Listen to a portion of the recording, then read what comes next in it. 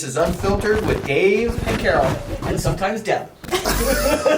Earlier, what we did is just turn the camera on, and Deb and I were just kind of just talking a lot about what it is to be a woman of our age. Yeah, I don't know. And you don't know because you're not a woman. Last you checked. At least for 5 years now. But since the transition. Yeah, you should see that transformation. It's incredible. But it was interesting to just kind of talk, and we were just giving feedback of our opinions, what our experiences are, and we were kind of parlaying that into, the pre-contest, and do you feel pressure to look the way you look, and then that went into the whole bikini girl, kind of a roundabout way, and I think that we were trying to, the norm versus Carol and I being in a different world. So we're harder on ourselves in the world that we're in versus the other 50-year-olds and, just the general population women-wise.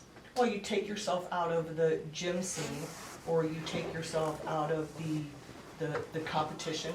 If you're going to a physique competition, we're in a specific world where I think there's pressure for us to look a certain way. But if you go to, say, the red hat, the older women who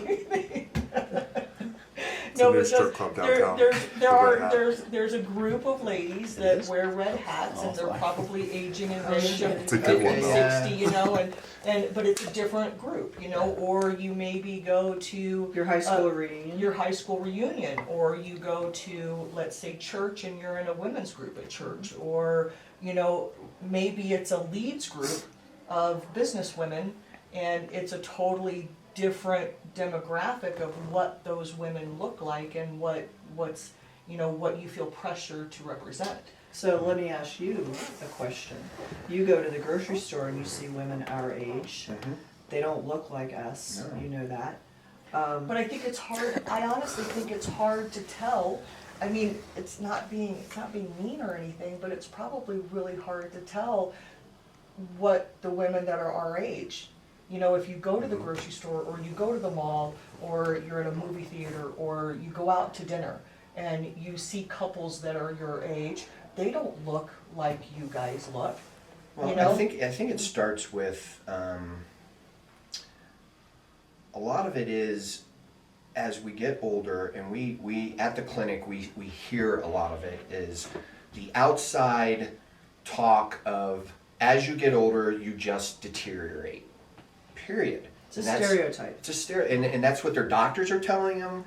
That's what the parents are telling them. That's what all these people are saying is, well, you're getting older. This is going to happen. You're going to look like that. You're going to gain fat. You're going to be, and that's not the truth, but that's what people have in their head. And honestly, it's easier, right? It's easier to be that way. It's easier to accept what I guess. So our culture see now, the norm. our culture now has become more of a culture of acceptance, right? So if you're overweight, you should be happy about that. You should accept yourself. You should embrace it. If you're getting older and you're getting that pooch and you're saggy and you're this and that, you should just embrace that. With age comes maturity and knowledge and enjoyment. I think that ridiculous. It's almost like a retirement type of mentality. We're retired. We're supposed to enjoy ourselves. We go out to dinner. We go on vacation. We go on cruises. And what is that? That's eating and socializing and drinking. And well, what's going to happen? If you do that, right? You deteriorate. So we're not as disciplined in that aspect of our lives as we get older, because we feel that we're supposed to enjoy ourselves. We were there. Well, I think for me, the reason why I am exercising and the reason why that I eat good the majority of the time. I mean, I don't eat perfect every meal. I want to have enjoyment, but I exercise and I eat good the majority of the time so that I can have that enjoyment in life. So you have that balance. You I have try the to have balance. that I think balance. it's about Absolutely. balance for sure. Because I want to enjoy, I want to enjoy a burrito. I want to enjoy a cheeseburger. I want to have French fries. I just don't do it every day. Mhm. I maybe once a week, maybe twice a month. I mean, it all depends on what, I reward myself because I eat good and I exercise the majority of the time. And I think a lot of it is, we're such a fast-paced culture now that everybody's, if it's not the moms with the kids that are running all over the place, taking their kids here and there, and okay, well, we forgot to eat, or I didn't prepare anything, so we're gonna run through this fast food chain or that fast food chain and grab you whatever you'll eat today, or it's our careers have us running everywhere, and a lot of careers now are based around social. So you're out having drinks, you're out to lunch, you're out to dinners, you're doing all that, and there's no balance. There's no good with the bad. It's Yeah. all bad. Yeah. And then you never have time to get to the gym or to prepare your food or to do this or that.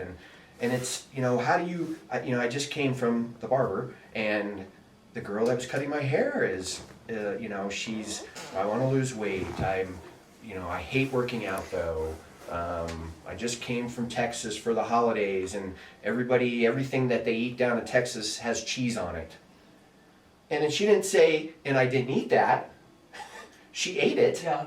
And then she complained about it. And it's like, there needs to be a little discipline. And even more, there needs to be more education, which is why we're trying to do this, so that people can maybe get some real life advice and some real life instruction on how can I do this with my fast-paced career, my fast-paced life with my kids. How can I do both? How can I have balance? How can I enjoy some of the things I want to enjoy, but still stay disciplined and try to eat better and make better choices? And it's not something that just happens overnight. It is a Absolutely slow, it's a slow process of one day at a time. You might have the 20 pounds that you want to lose, but those 20 pounds are not going to come right away. You got to lose the first pound first. And it's how are you going to change your lifestyle in order to take those small steps to lose that 1 pound that's going to turn into 3, that's going to turn into 5, that's going to eventually get you to the 20 pounds, and then how do you maintain that? And it's I think a slow process of changing what you do on a daily basis. And if you have kids and you also have a career and you have a husband and you're a mom that has a household to take care of, then it's finding that pre-planning, planning ahead and being organized in order to make sure that you can have the meals prepared, the grocery shopping list Right. prepared ahead of time, your time at the gym, whether you do it at home or whether you go to the gym, it's figuring out how you fit that in, and it doesn't take a whole lot of time. It just takes a little bit of planning in order That's to the get thing, big results. and it's a habit, right? It's a habit like brushing your teeth or doing anything else. If you start building those good habits, they just become second nature to do it this way. And that's why we always try to teach here is this isn't about I need to lose 20 pounds for a wedding that I'm going to in 2 months, right? It's more we want to try to change that lifestyle. We want you to lose that 20 pounds, but then to keep it off. Yeah. And to learn a different way of doing things. And what we've learned, and I'm sure you've learned it too, with people we've coached, people we've done meal plans for, is you can't take someone who wants to lose weight, who isn't very disciplined now in how they eat, and take them from here to super disciplined where all you're eating is chicken and rice. And we've tried to do that. It lasts a couple weeks with the normal person, and then they go, I'm not doing this, forget it. So it's trying to teach them some better choices. Okay, so what do you eat now? Okay, for breakfast, you eat Pop-Tarts. All right, let's try to find a better choice. Okay, we understand you like the sweet of the Pop-Tart. Okay, so what's maybe a better choice that's healthier that we can try to figure out for you. And not change it so radically right away.